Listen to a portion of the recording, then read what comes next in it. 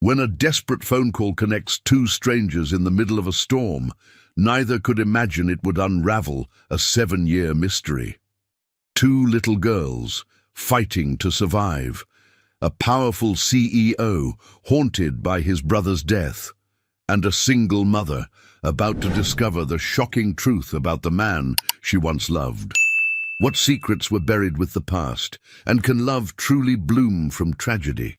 Before this story begins, subscribe to the channel and type hope in the comments. 025. A beautiful piece of good news may come your way very soon. The November rain started as a whisper against the wooden dock of Clearwater Lake, just outside the small town of Millbrook, Oregon. 6-year-old twins, Sophia and Madison, huddled together, their worn-out purple and pink hoodies already soaking through. The plastic bucket between them held 3 small fish, their dinner, and possibly tomorrow's breakfast if they were lucky. "Maddie, we need to go," Sophia said, her voice trembling as she watched the sky darken to an angry slate grey. Her blonde hair, slightly darker than her sister's, clung to her forehead in wet strands. Madison shook her head stubbornly, gripping her makeshift fishing rod, a stick with string their mother had tied on months ago. "Mama said we need 4 fish. We only have 3. The dock creaked beneath them as the wind picked up, sending ripples across the lake that had been their fishing spot every Saturday for the past year. Since their mother Rachel lost her second job at the diner, these fishing trips had become less about fun and more about survival. Sophia glanced at the old flip phone their mother always made them carry, an ancient device that barely held a charge, kept only for emergencies. The battery icon showed 10%. They weren't supposed to use it unless something was really wrong. Thunder rumbled in the distance. "Maddie, please," Sophia begged, tears mixing with the rain on her cheeks. "I'm scared." That's when it happened. A crack of lightning split the sky, so close that both girls screamed. The wooden dock shuddered, and Madison's fishing rod slipped from her hands, disappearing into the churning water. The small motorboat their neighbor Mr. Henderson sometimes let them borrow had drifted away from its mooring, now 10 feet from the dock and moving farther with each gust of wind. "The boat!" Madison cried, reaching out uselessly toward their only way home. Sophia grabbed the phone with shaking hands. The screen flickered to life, showing the single contact their mother had programmed in. "Mama, emergency only." But when she pressed the button to call, her cold, wet fingers slipped and she hit the contact below it instead. A contact that simply read, D. The phone rang once, twice, 3 times, 1,500 miles away in Manhattan, inside the glass and steel tower of Thornhill Enterprises. CEO Alexander Thornhill sat in his corner office overlooking Central Park. At 42, he had built a technology empire worth billions, but the view from his desk never brought him peace. His silver hair, still thick despite his age, was perfectly styled. His navy suit probably cost more than most people's monthly rent. But his blue eyes, striking against his tanned skin, held a profound sadness that no amount of success could erase. He was reviewing quarterly reports when his personal cell phone rang, the private number only a handful of people had. The screen showed an unknown Oregon number, but something made him answer instead of letting it go to voicemail. Alexander's hand froze halfway to the phone. The area code was 503, Oregon, where David had lived, where David had died. With a trembling hand, Alexander answered. "Hello?" For a moment he heard only wind and rain and the sound of water lapping against wood. Then a small, terrified voice broke through. "Please help us. We can't find the number for 911, and you're the only other number in this phone. Please, mister, we're so cold. We can't get home." Alexander's world tilted on its axis. The voice was a child's, a little girl, maybe 6 or 7 years old. She was crying, her words barely coherent between sobs. "Maddie's scared and the boat went away and the thunder is so loud and—" "Sweetheart, slow down," Alexander said, his mind racing. Where are you? What's your name? Not river, the girl hiccuped. Lake, the big lake, with Mr. Henderson's dock. Mama says don't go there when it rains, but we needed fish for dinner and now... The line crackled with static. Don't hang up, Alexander commanded, already on his feet, grabbing his coat. His assistant Jennifer looked up in surprise as he burst from his office. What's your name, sweetheart? Sophia, and my sister is Madison. We're 6. Please help us. The phone is almost dead and... The line went dead. Alexander stared at his phone, his heart pounding. 2 little girls, 6 years old, trapped on a lake in Oregon during a storm. He pulled up the reverse lookup on the number. It came back as a prepaid phone, no registered owner, last ping from a cell tower near Millbrook, Oregon. Millbrook, the last place David had lived before he died. Jennifer, he barked, striding toward the elevator. Get my jet ready, flight plan to Oregon, and find me everything you can about Clearwater Lake in Millbrook, every dock, every property owner, anyone named Henderson. I need it in 20 minutes. Jennifer's eyes widened. Sir, you have the board meeting at 3. Cancel it. Cancel everything. The elevator doors opened, and he stepped inside.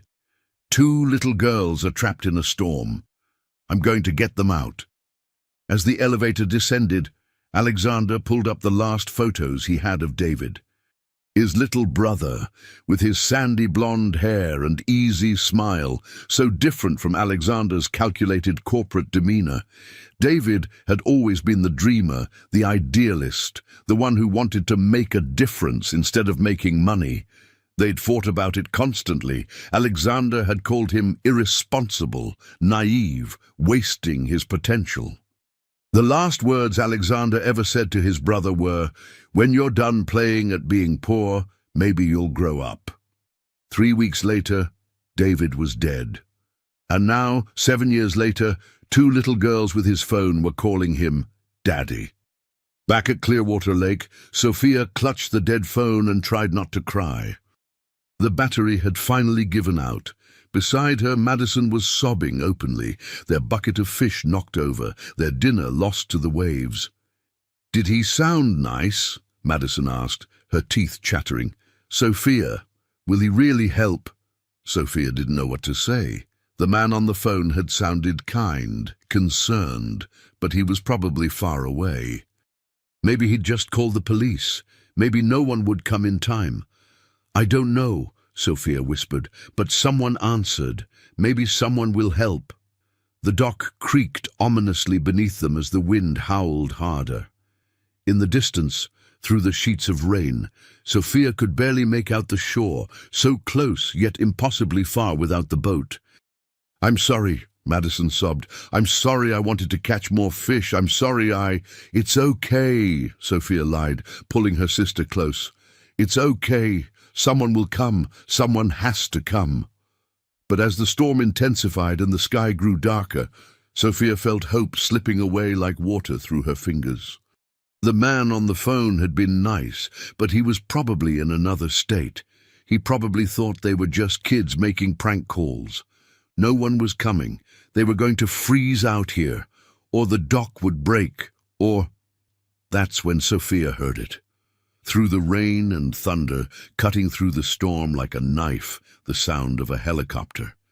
The helicopter burst through the storm clouds like something out of a movie, its searchlight cutting through the rain to illuminate the small dock where 2 tiny figures huddled together.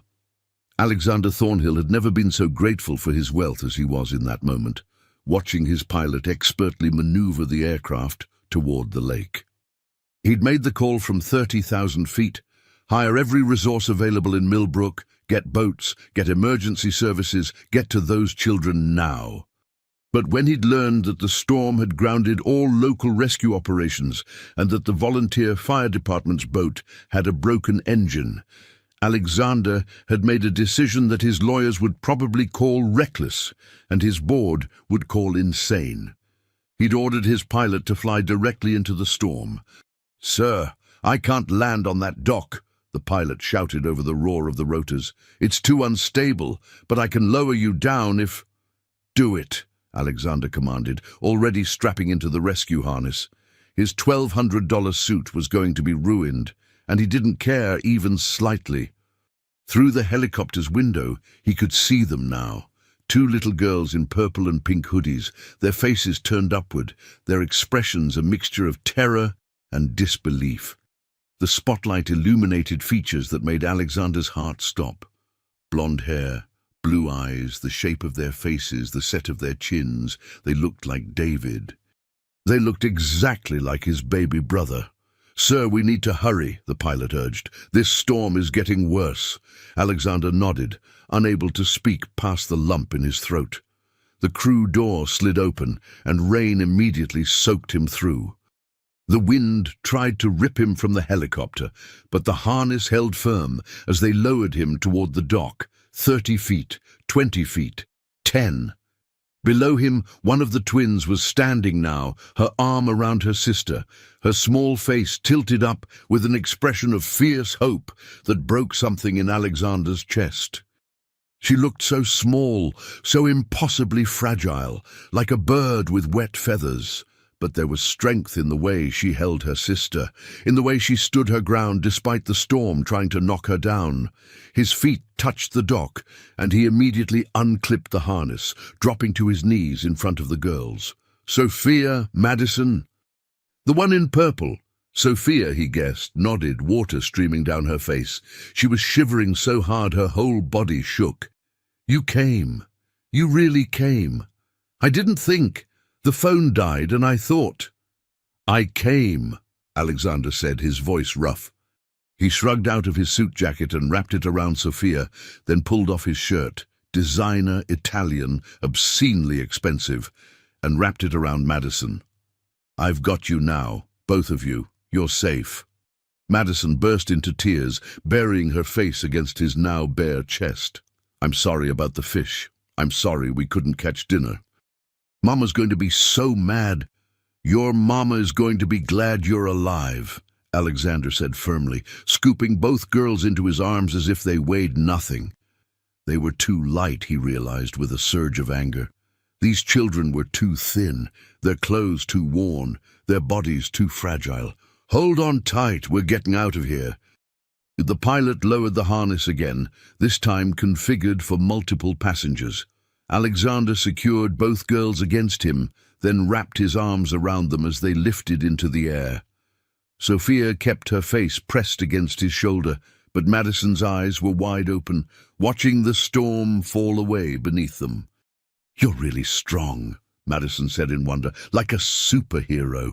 Are you a superhero?" Despite everything, the cold, the fear, the impossible situation, Alexander found himself almost smiling. "No, sweetheart, I'm just a man who got a very important phone call." Inside the helicopter, the crew immediately wrapped the girls in thermal blankets and started checking them for hypothermia. Alexander watched the medics' efficient movements, trying to process what was happening. These children existed. They had David's phone. They'd called him Daddy, which meant somewhere in Millbrook there was a woman who had answers to questions Alexander didn't even know he should ask. "Sir?" Jennifer's voice crackled over his headset. She'd patched in remotely. "I've located the girls' residence. It's a small rental house on Maple Street, registered to a Rachel Morrison, 29 years old. Should I send a car to pick her up?" Rachel. His brother had never mentioned anyone named Rachel. "Yes," Alexander said. "And Jennifer, be gentle. Tell her the girls are safe, but that she needs to come to Millbrook General immediately." He paused. "And find out everything you can about Rachel Morrison. Everything." 20 minutes later, they touched down in the hospital parking lot, where an emergency team was already waiting. The girls clung to Alexander as the doctors tried to take them, Madison crying, "Don't leave us! Please don't leave us!" like... She didn't finish the sentence, but Alexander understood. Like Daddy left, like everyone leaves. "I'm not going anywhere," he promised, walking with them into the emergency room. "I'll be right here, I promise." It was a promise he had no idea how he'd keep. He had a company to run, a life in New York, obligations that couldn't wait. But as he sat in the waiting room, still shirtless, wrapped in a hospital blanket, watching nurses fuss over two little girls who looked like his dead brother, Alexander knew that nothing would ever be the same. His phone buzzed. Jennifer again. "Sir, I've got preliminary information on Rachel Morrison. She moved to Millbrook 7 years ago, originally from Portland. She works 3 jobs: early morning cleaning at the elementary school, lunch shift at Betty's Diner, and evening stocking at Walmart. No criminal record, no family in the area. And, sir, her rental application from 7 years ago listed an emergency contact, David Thornhill." Alexander's hand tightened on the phone. "What?" "There's more. I pulled county records. Rachel Morrison gave birth to twins at Millbrook General on March 15th, 7 years ago.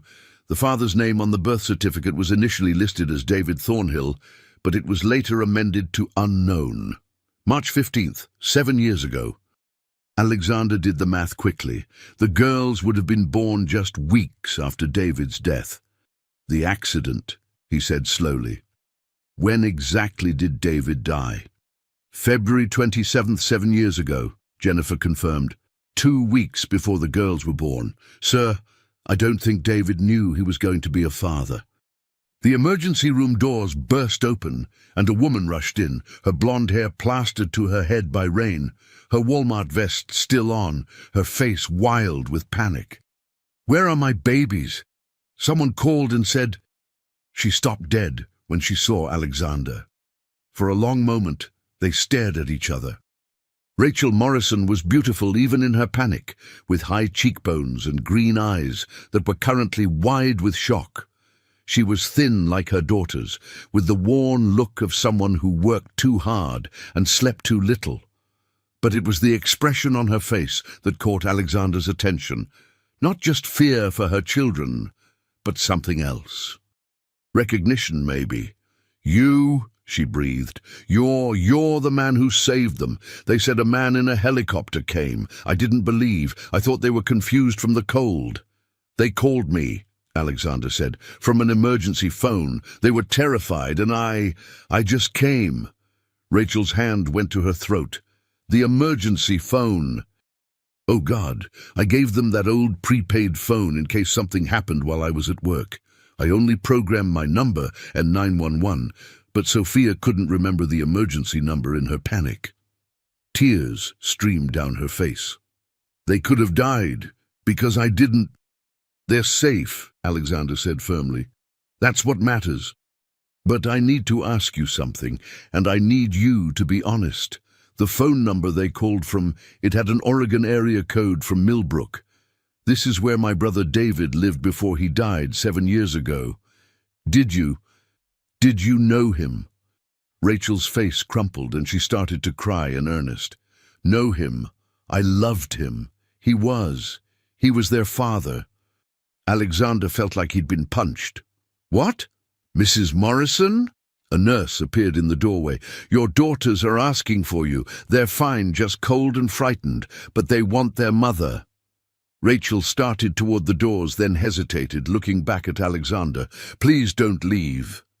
They keep talking about the superhero who saved them. I think they need to know you're real, that someone actually came when they called for help." He should say no. He should get back on his helicopter and return to his real life, his companies, his board meetings. These weren't his children. They were his brother's secret, and that secret had died with David. But then he remembered Madison's voice on the phone, calling for a daddy who would never come. He remembered Sophia's fierce protectiveness, holding her sister in the storm. He remembered the feel of them in his arms, too light, too fragile, too much like David for him to ever walk away. "I made them a promise," Alexander said quietly. "I don't break my promises." Rachel's eyes filled with tears, but she nodded and disappeared into the treatment room. Alexander heard the girls' excited voices. "Mama! Mama, a superhero saved us. A superhero. If only they knew the truth, that he was just a man who'd been too proud and too stubborn to reconcile with his brother before it was too late. A man who was now standing in a small-town hospital, holding the pieces of a mystery that had been hidden for 7 years. "I tried to contact the Thornhill family," Rachel continued, her voice hollow. "After the girls were born. I wrote letters, made phone calls. But David's father, he had someone come to the hospital. They wanted DNA tests, investigations, lawyers. He said if I wanted anything from the Thornhill fortune, I'd have to prove the children were David's, and even then, appropriate arrangements would be made through legal channels. I hung up and never called again. I didn't want their money. I wanted David, and he was gone."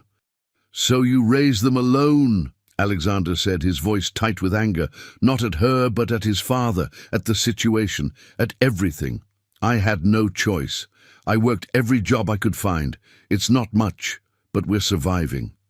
"Find that ring," Alexander said, "and Jennifer, clear my schedule for the next week. I'm staying in Millbrook." "All of it, sir?" "All of it. If the board has a problem, they can replace me." He paused, "but something tells me they won't." Because Alexander Thornhill hadn't built a billion-dollar empire by abandoning difficult situations. And these 2 little girls who'd called him in a storm, this woman who'd loved his brother, this mystery that had been buried for 7 years, this was the most important, difficult situation of his life. Through the treatment room door, he could hear the girls telling their mother about the helicopter, about the superhero who'd come through the storm to save them.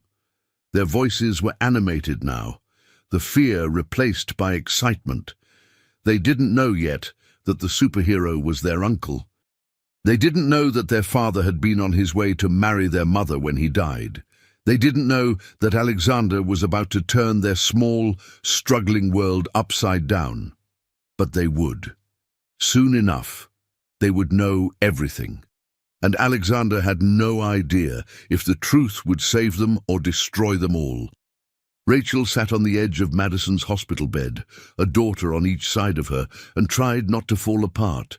The girls were chattering excitedly about their rescue, their words tumbling over each other in that twin way they had, finishing each other's sentences. And the helicopter came down like whoosh, and he was so strong, Mama, like really, really strong. And he came, even though he didn't know us. That last part made Rachel's stomach clench. This stranger, this wealthy man with his private helicopter, had dropped everything to save her daughters. And now she'd have to explain to him about David, about the past, about secrets she'd buried for 7 years. Through the window in the door, she could see him talking on his phone, pacing the hallway. Even soaking wet and wrapped in a hospital blanket, he radiated power and wealth.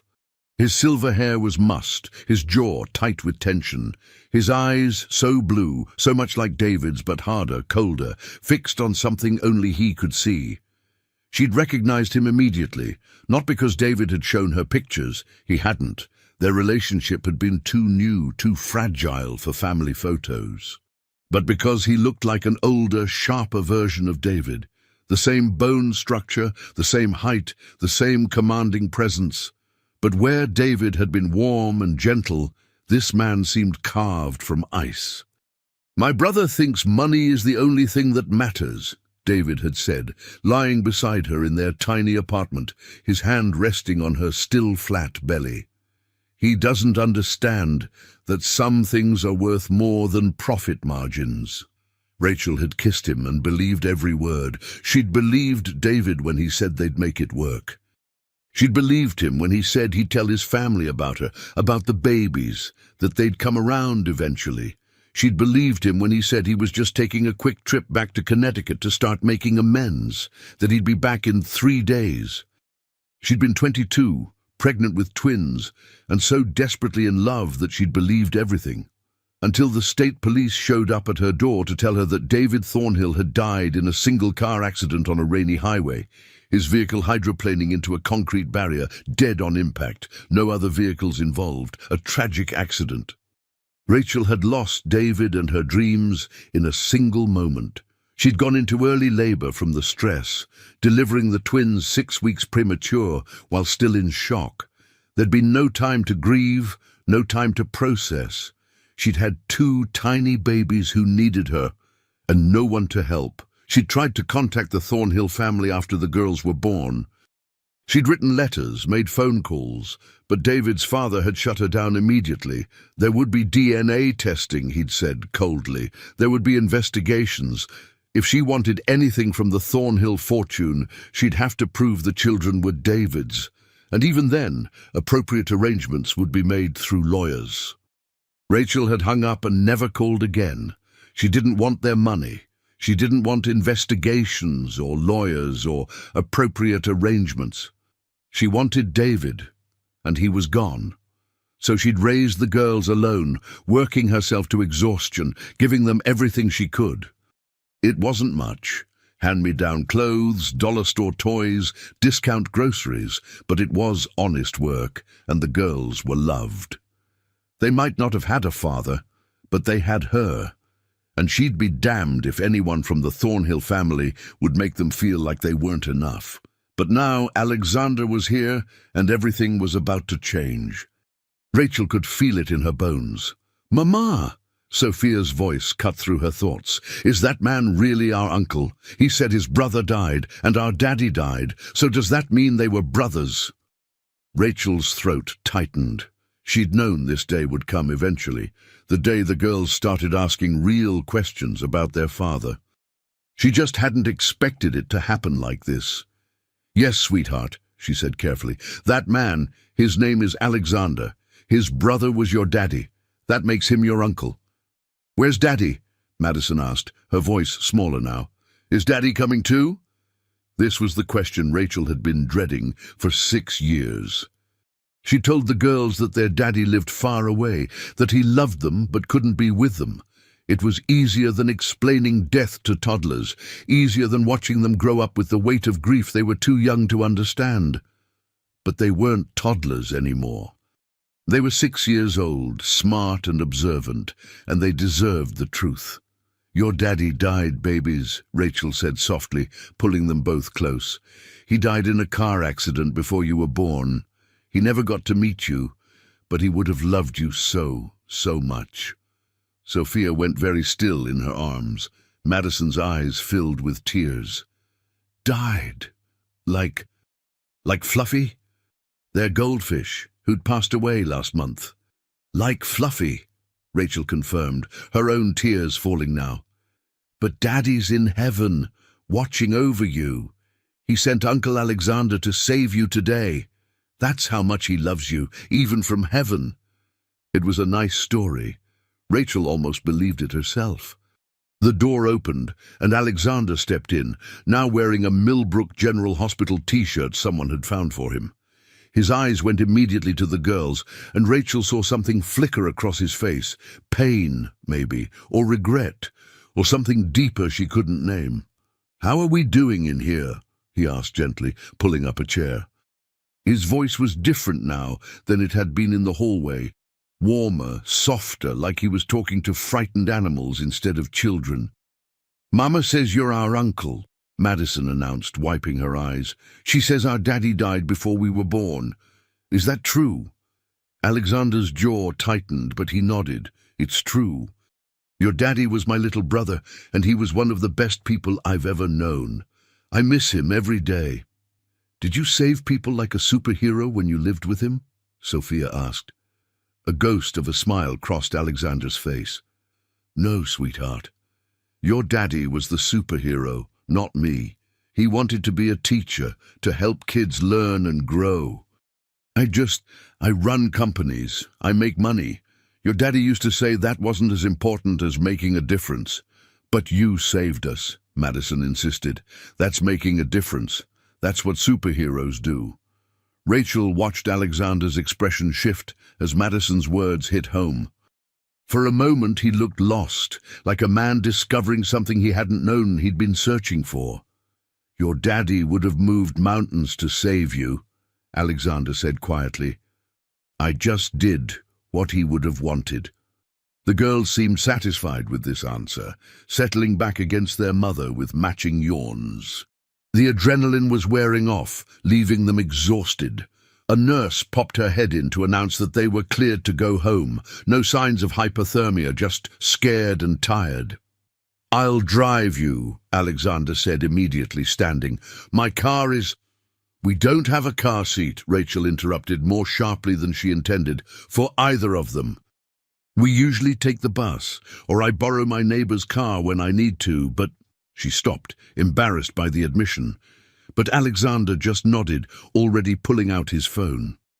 "Jennifer, I need 2 car seats for 6-year-olds delivered to Millbrook General in the next 30 minutes. I don't care what it costs." He paused. "And Jennifer, make them good ones, the safest money can buy."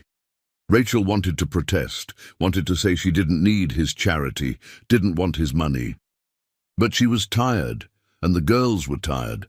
And the truth was that she'd been planning to buy proper car seats for over a year, but kept having to choose between that and things like electricity bills and groceries. "Thank you," she said instead, the words tasting like defeat. Alexander's eyes met hers, and she saw understanding there. "You've been doing this alone for 7 years. Let me help, please." The please surprised her. Men like Alexander Thornhill didn't say please. They gave orders, made demands, expected obedience.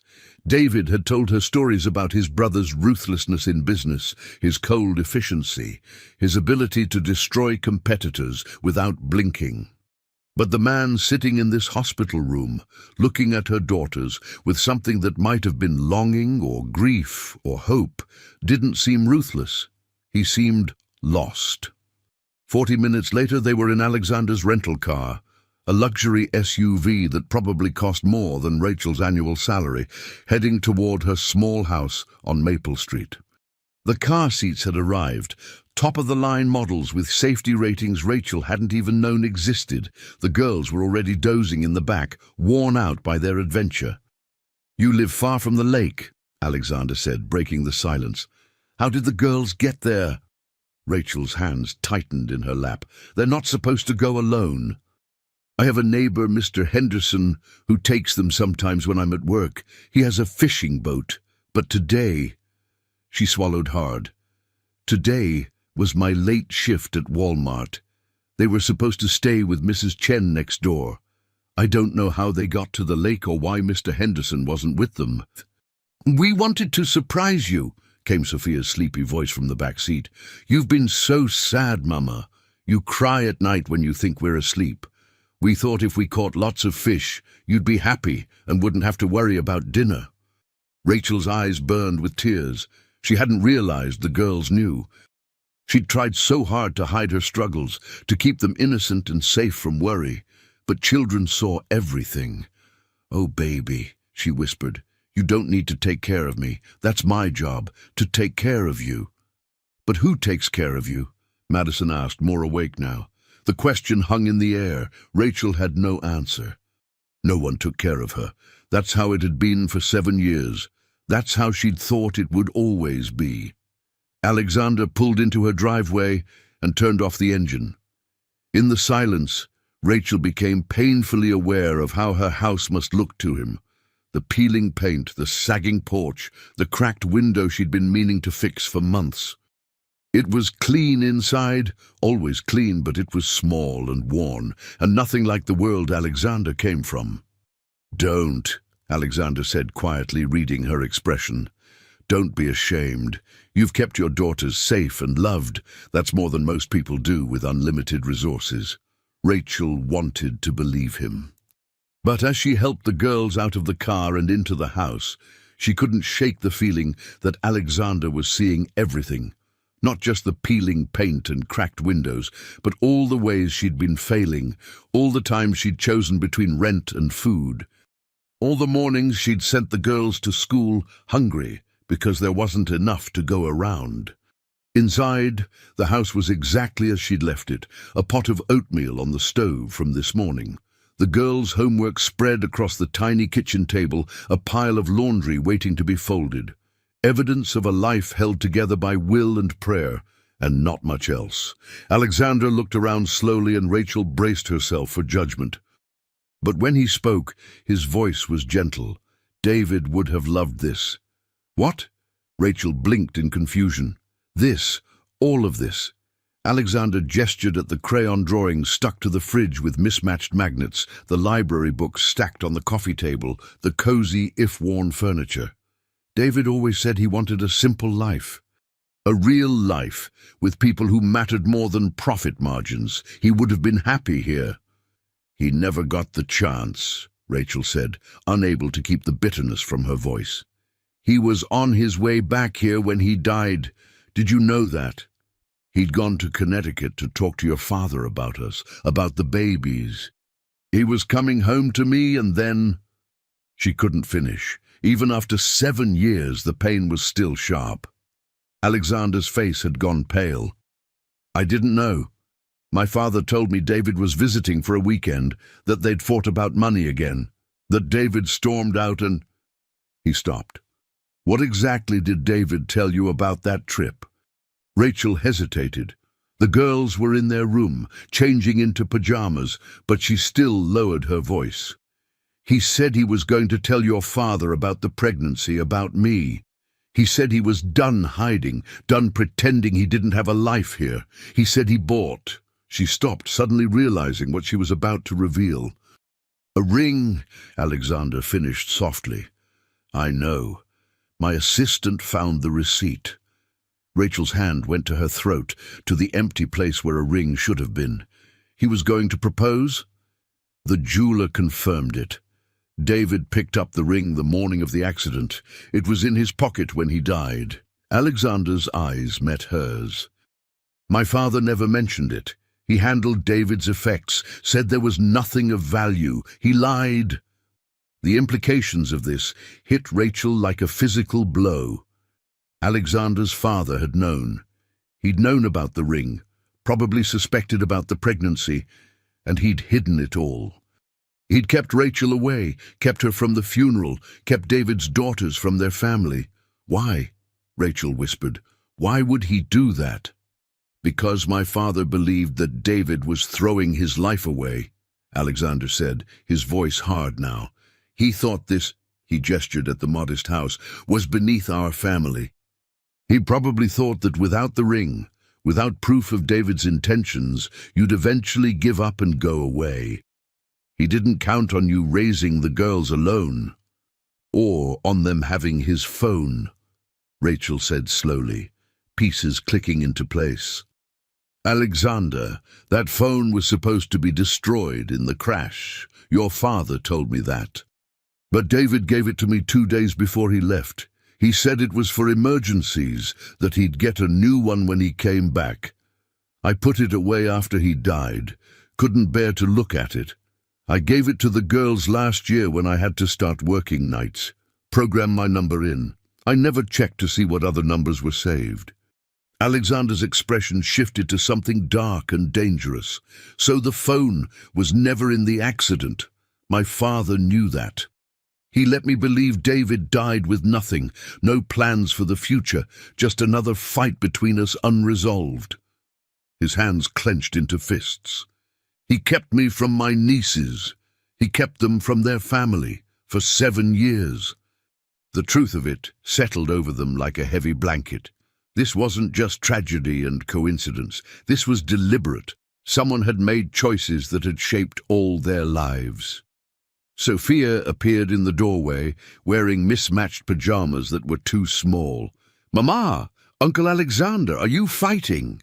No, baby," Rachel said quickly, forcing a smile. "We're just talking about grown-up things." "Are you going to leave now?" Madison asked from behind her sister, her voice small. "Uncle Alexander, are you going back to your helicopter?"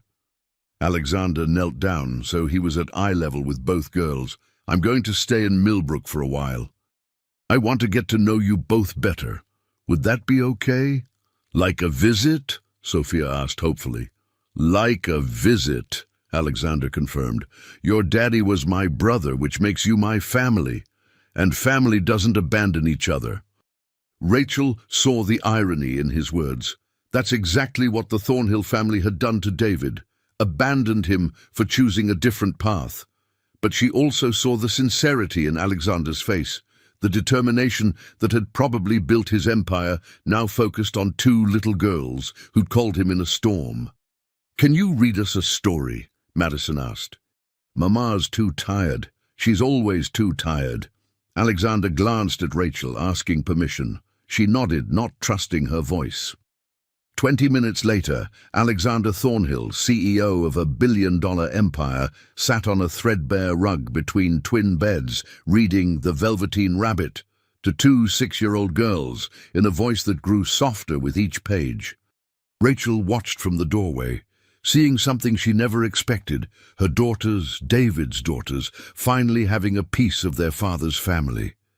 When the story ended and the girls were asleep, Alexander carefully extracted himself from between the beds and joined Rachel in the hallway.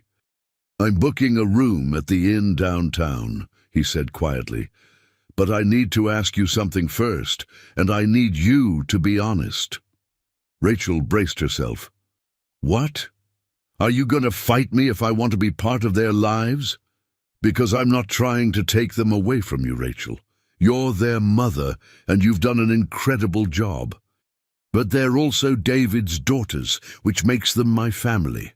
I want to help, I want to know them, and I want to make sure they never have to fish for their dinner in a storm again." It was the bluntness she needed. No corporate speak, no polite dancing around the issue. Just the truth, direct and clear. "I'm terrified," Rachel admitted. "Terrified you'll decide they'd be better off without me. Terrified you'll try to buy them by me. Terrified that 7 years from now I'll have lost them the same way I lost David." "I'm terrified too," Alexander said, surprising her. "Terrified I'll fail them. Terrified I'll turn out like my father. Terrified that I've already missed too much of their lives to ever make it up." He paused. "But I'm more terrified of walking away and living with that regret for the rest of my life. I already have one brother I can't make amends with. I won't make the same mistake with his daughters." Rachel studied his face, the lines around his eyes that spoke of sleepless nights and heavy burdens, the set of his jaw that showed determination, the glimpse of vulnerability in those blue eyes so like David's. This man had flown into a storm to save 2 children he didn't know. He'd promised not to leave them, and from everything David had told her about his brother, Alexander Thornhill kept his promises. "Okay," she said finally, "but we do this slowly. The girls have been through enough upheaval." "And Alexander? If you hurt them, if you make them promises you can't keep, if you make them feel like they're not enough—" "I won't," Alexander interrupted. "I swear to you, Rachel, I won't. They're David's legacy. He looked back toward the bedroom where the girls slept. "They're the best parts of my brother, alive and real. I'm not going to mess this up." Rachel nodded, feeling tears slip down her cheeks. For the first time in 7 years, she wasn't alone. It was terrifying and hopeful and complicated all at once. As Alexander walked to his car, Rachel watched from the porch. He paused before getting in, looking back at the small house, at the cracked window and peeling paint, and everything that represented her struggle to survive. Tomorrow, things would change. Tomorrow, Alexander would probably try to fix things, to throw money at problems, to reorganize their lives with the same efficiency he used to run his companies. Tomorrow, Rachel would have to figure out how to let him help without losing herself or her daughters in the process.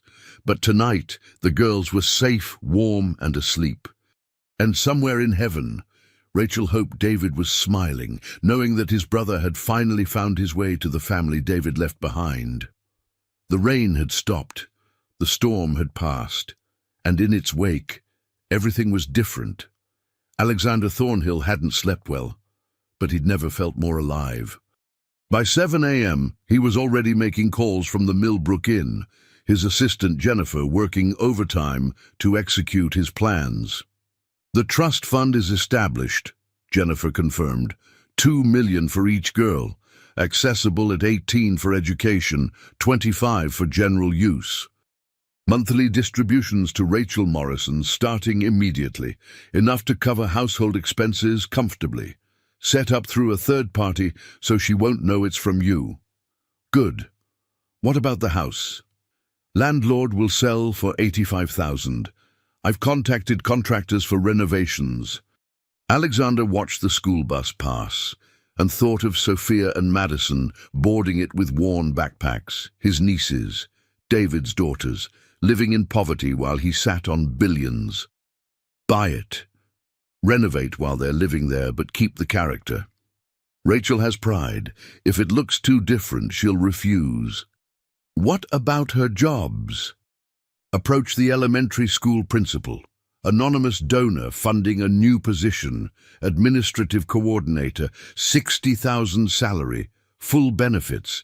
Make it seem like they're doing her a favor.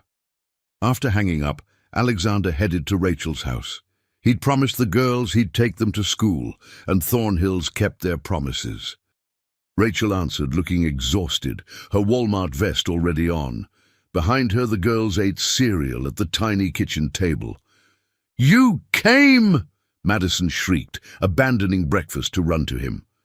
Sophia followed more cautiously, but her smile was genuine.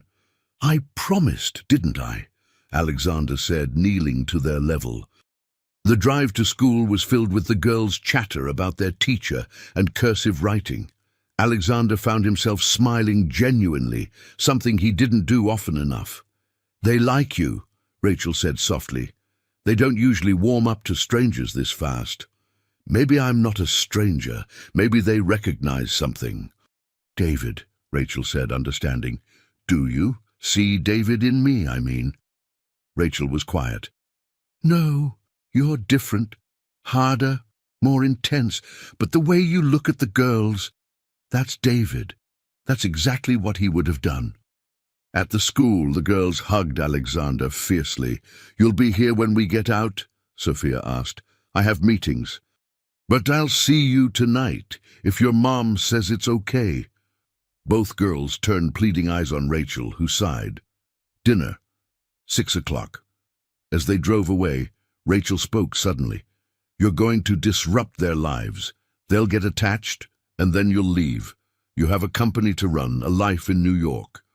"I'm not going anywhere," Alexander said firmly. "I can run my company from anywhere. This is about family. I've missed 6 years. I'm not missing any more." "What if you decide this is too complicated?" Alexander pulled over, turning to face her. "I flew into a storm to save them. I fired my entire board once because they were cutting corners. Do you really think I'd abandon 2 little girls who've already lost their father?" Rachel's eyes filled with tears. "Your father said you were ruthless. What if you decide they'd be better off with money and private schools and everything I can't give them?" "Rachel," Alexander said gently, "you're their mother. No amount of money can replace what you've given them. I'm not here to take them. I'm here to help." "How can I trust that?" "Give me a chance to prove it. Please." Rachel studied his face, then nodded slowly. "Okay. But slowly. No big changes without asking, and if the girls get hurt, they won't, I swear." The meeting with Principal Matthews went well. She understood Rachel needed help, but wouldn't accept charity. "I've been trying to get funding for an administrative coordinator for years," the principal said with a knowing smile.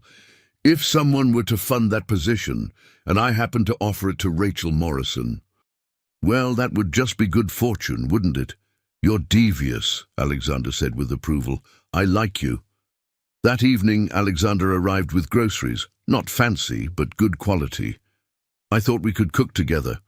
The girls said they like spaghetti." What followed was one of the strangest, most wonderful evenings of Alexander's life. Standing in that cramped kitchen with Rachel, making simple pasta while the girls did homework, occasionally sharing jokes, it was better than any Michelin star restaurant. "You're a terrible cook," Rachel observed, watching him struggle with the garlic press. "I have people who cook for me." "Well, you're learning tonight," Rachel said, a real smile playing at her lips, the first he'd seen.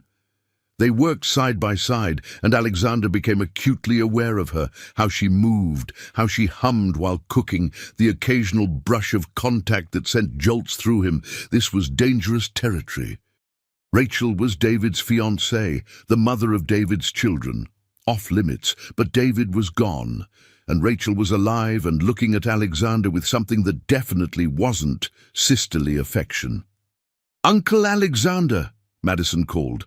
"How do you spell extraordinary?" After spelling it, he asked what she was writing about. "Today," Madison said. Mrs. Patterson said to write about something extraordinary, and today we got rescued, and we have an uncle we didn't know about, and Mama is smiling, which she doesn't do a lot. Rachel's smile faltered, her eyes shining with tears. Alexander touched her shoulder gently. "Hey, it's okay." "It's not okay," Rachel whispered. "They shouldn't think their mother smiling is extraordinary. You've done an amazing job with impossible circumstances, but you're not alone anymore. Let me help, please." Dinner was chaotic and perfect. The girls told stories, made him laugh with impressions of their teachers. After reading them to sleep, Alexander found himself reluctant to leave. On the porch, Rachel said quietly, "Thank you for today. The girls needed someone like you." "Just the girls?" Alexander asked. Rachel's eyes met his. "No, not just the girls." The air between them charged with possibilities. Alexander knew he should leave, maintain distance. "I should go," he said, not moving. "You should," Rachel agreed, not stepping back. Neither moved. Finally, Alexander forced himself to turn away. "Dinner tomorrow?" "Tomorrow," Rachel confirmed softly. The revelation came Thursday morning in the form of a small metal box. Alexander had settled into a routine. Breakfast with the girls before school, working remotely, dinner at Rachel's each evening. The board was furious, but Alexander had never been happier. Then Principal Matthews called. "Mr. Thornhill, I found something. Can you come to the school?" 20 minutes later, she pushed a weathered lockbox across her desk. "We found David's things from when he taught here. There's an envelope addressed to you." Alexander's hands trembled, opening it. "Alex, if you're reading this, something's gone wrong. I'm writing this before driving to Connecticut to face Dad. I'm scared, big brother. Not of Dad's anger, I've lived with that. I'm scared I won't make it back to Rachel and our babies. I had a dream last night. I was on that highway and I couldn't stop the car, so I'm writing this just in case. Alex, I need you to know, I never blamed you for our fights. You were trying to push me towards success. But I found something here you've never found. Purpose, love, a reason to wake up that has nothing to do with profit margins. Her name is Rachel Morrison, and she's pregnant with twin girls. I'm going to marry her, be a father, teach kids who need someone to believe in them. If I don't make it back, God, I hope I'm paranoid. Please find them. Find Rachel, find my girls. Be the uncle I know you can be. Don't let Dad keep you from them. Don't let anything keep you from them. And Alex, I forgive you for every harsh word, every fight. I know you were trying to protect me. Now protect them. I love you, big brother. David P.S. The ring is in my apartment, hidden in the coffee canister. Tell Rachel I was bringing it home. Tell her I was going to propose on her birthday, under the stars at Clearwater Lake. Alexander couldn't see through his tears. David had known. Somehow he'd known, and he'd reached across the grave to guide Alexander to his family. "I found them," Alexander whispered. "David, I found them." 2 hours later, Alexander stood in David's old apartment. The college student living there had accepted $5,000 to let him search. In the cabinet above the coffee maker, pushed to the back, was an old coffee canister. Inside, nestled in dust, was a small velvet box. The ring was beautiful, not the largest, but elegant and timeless. Exactly what David would have chosen. Alexander sat on the floor, holding his brother's final gift, and wept. That evening Alexander arrived at Rachel's with the ring in his pocket and David's letter folded in his jacket.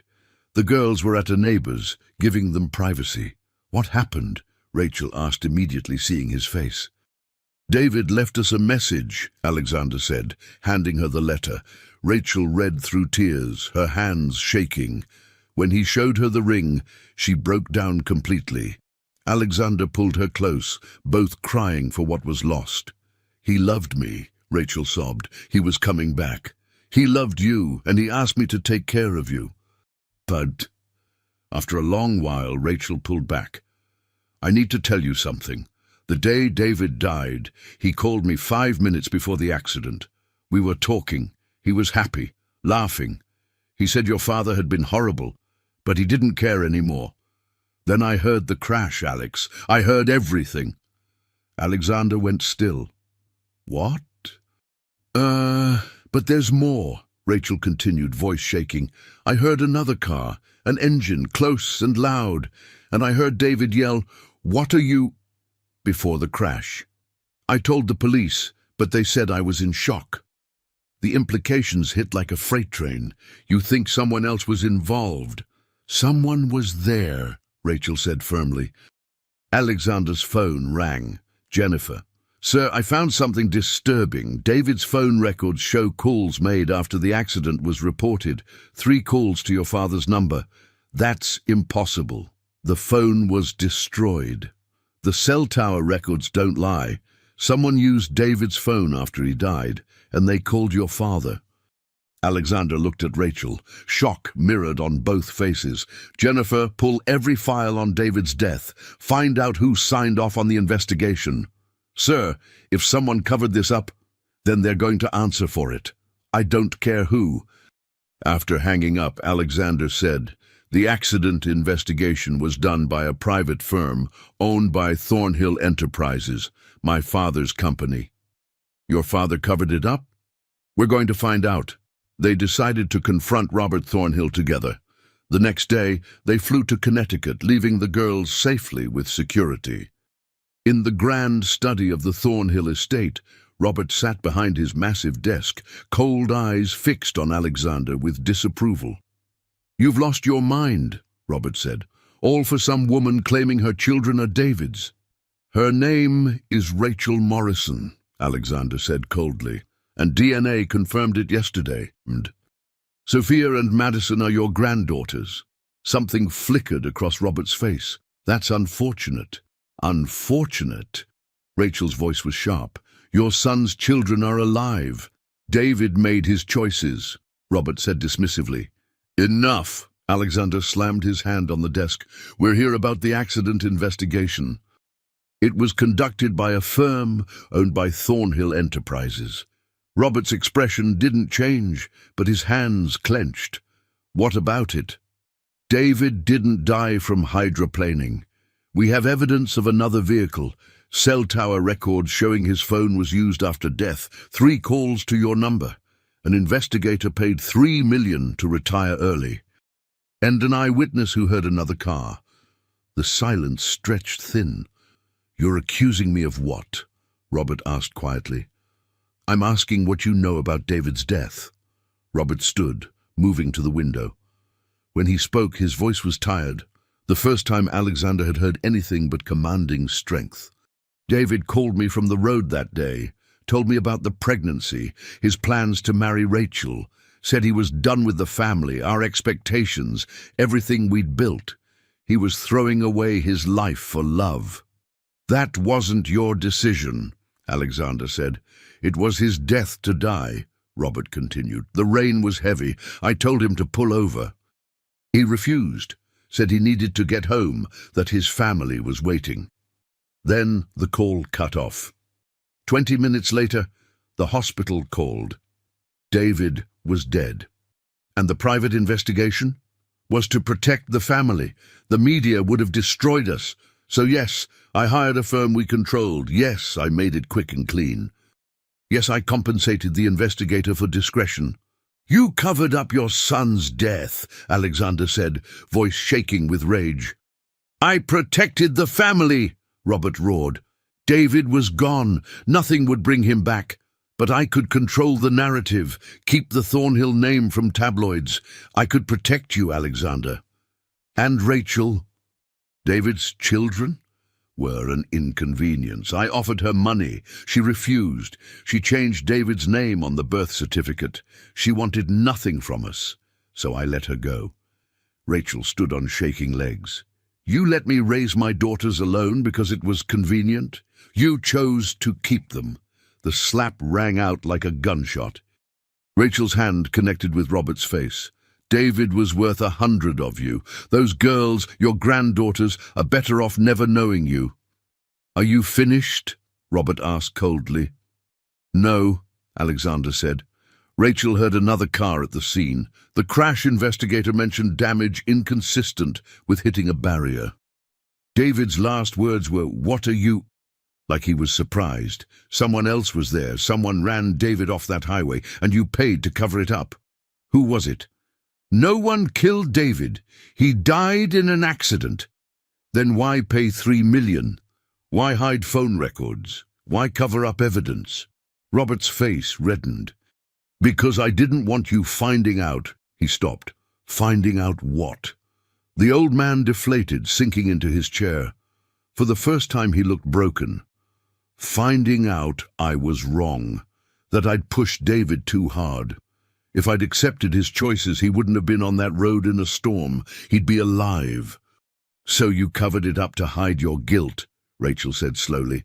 Not murder, your own guilt.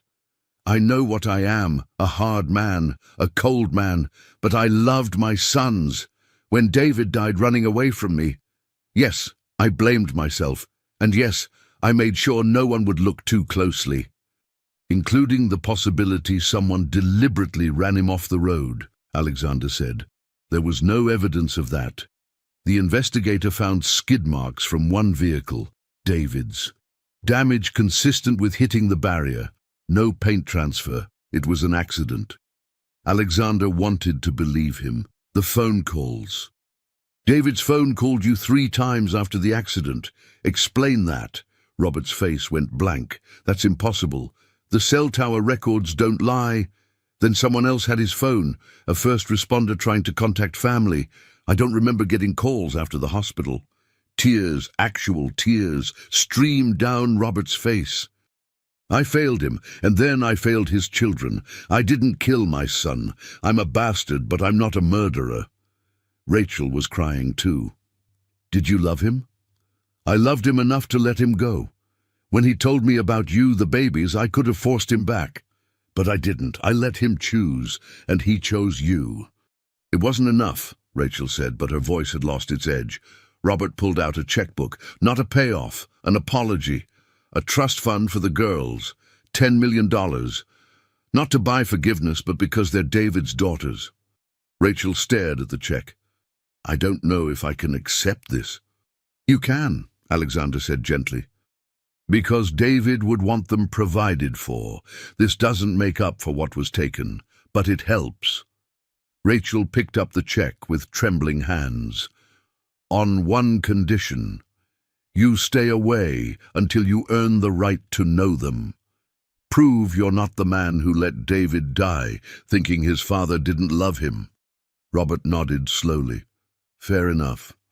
Back in Millbrook, the mystery of David's death consumed Alexander. Someone had murdered his brother. He would find out who. Then his investigator called with the breakthrough. Mr. Thornhill, I found Marcus Webb, the accident investigator. You need to hear what he has to say. Marcus Webb's rough voice came through the speaker. Mr. Thornhill, I've been expecting this call for 7 years. Why? Because I lied in my report. Your father paid me $3 million to lie about what I found. Rachel grabbed Alexander's arm. What did you really find? Evidence of a second vehicle. Black paint transfer on David's passenger side, skid marks that didn't match his tires. Damage consistent with a pit maneuver. Someone deliberately ran him off the road. The world tilted. Someone murdered my brother. That's what the evidence showed. But your father said it would destroy the family. He said David had business enemies who might have targeted him. Better to let David rest in peace. I better to cover up a murder, Alexander said coldly. I kept copies, insurance. If you want them, they're yours. After hanging up, Alexander and Rachel sat in shocked silence. Who would want David dead? Rachel whispered. He was a Thornhill. Our family has enemies, business rivals we've destroyed. Alexander called the FBI. Within 2 weeks, the investigation was in full swing. Agent Sarah Martinez called with news. We've identified the vehicle. Black SUV registered to a shell corporation. We traced it to Richard Caldwell, CEO of Nexus Technologies. My father's biggest rival, Alexander said, blood running cold. We acquired them in a hostile takeover 8 years ago. Caldwell lost everything. He blamed your family. He killed David for revenge. David had nothing to do with that deal, Rachel said hollowly. He was just a teacher with the wrong last name. We've got him in custody. With Webb's evidence and the vehicle, we can prove it. He kept the SUV as a trophy. It still has paint transfer from David's car. He's looking at life in prison. After the call, Alexander sat stunned. They'd found him, David's killer. It's over, Rachel said. No, now we have to tell the girls. That night, they told Sophia and Madison everything, showing them David's letter, the engagement ring, pictures of their father young and happy. Sophia cried quietly, clutching the letter. Madison was angry, demanding to know why no one had told them sooner. Because grown-ups make mistakes, Rachel said gently. But Uncle Alex found you, just like your daddy wanted. Did you love our daddy? Madison asked Alexander. Very much. And I'm sorry I wasn't a better brother. I'm trying to make up for it by being the best uncle. You're a good uncle, Madison said, crawling into his lap. The best uncle. Alexander answered their questions about David, painting a picture of the brother he'd loved and lost. Rachel added memories of David dancing in the kitchen, reading Dr. Seuss, promising to build them a treehouse. By bedtime, the girls seemed lighter. The truth had given them connection to their father. Later, on the couch, Rachel said, "Why are you doing all this, Alex? Really?" This was the moment. "It's love," Alexander said simply. "I love them. I love being here. I love you, Rachel. I know I shouldn't, but I can't help it. When I'm here, I'm complete." Rachel's eyes filled with tears. "I love you too. And I feel guilty, like I'm betraying David." "David wanted me to take care of you," Alexander said, pointing to the letter. "I want you to know what it feels like to love someone more than you love winning." Maybe he knew. Or maybe we're just broken people clinging to each other. Maybe. Or maybe we're people who found each other through tragedy and decided life is too short not to take a chance on happiness. Alexander leaned in slowly. Rachel met him halfway, their lips touching in a kiss that was gentle and perfect. "David would be okay with this," Rachel whispered. "He'd want us to take care of each other." "I think so too." The trial came 3 months later. Richard Caldwell was convicted of first-degree murder and sentenced to life. Throughout, Rachel and Alexander sat together, united. Robert attended separately, his face drawn and aged. After the verdict, Robert approached Rachel. "I owe you an apology. I was wrong, and I'm sorry." Rachel studied him. "Do you want to meet them, Sophia and Madison?" Robert's eyes widened. "You'd allow that? You're their grandfather, but on my terms. You're kind, patient, and you let them set the pace." "I understand. Thank you." The meeting was awkward but meaningful. Over months, Robert slowly built relationships with his granddaughters, learning to be a grandfather instead of a CEO. 6 months after Caldwell's imprisonment, on a beautiful spring day by Clearwater Lake, Alexander proposed, not at a fancy restaurant. Right there on the dock where he'd rescued Sophia and Madison, with the girls watching and cheering, Alexander got down on one knee. "I love you. I love the girls. I love the family we've built. Will you marry me? Rachel, crying and laughing, said yes. The wedding was small, just family and close friends. Robert walked Rachel down the aisle, a gesture of reconciliation. Sophia and Madison stood as flower girls in matching purple and pink dresses, beaming. In his pocket, Alexander carried David's letter. Find them, protect them, love them. He had. He'd done exactly what David asked. As they danced, Rachel in his arms, the girls spinning with their grandfather, Alexander looked up and silently thanked his brother. Thank you for trusting me with your family. Thank you for teaching me what really matters. I'll take care of them, David, all of them, I promise. And Alexander Thornhill always kept his promises.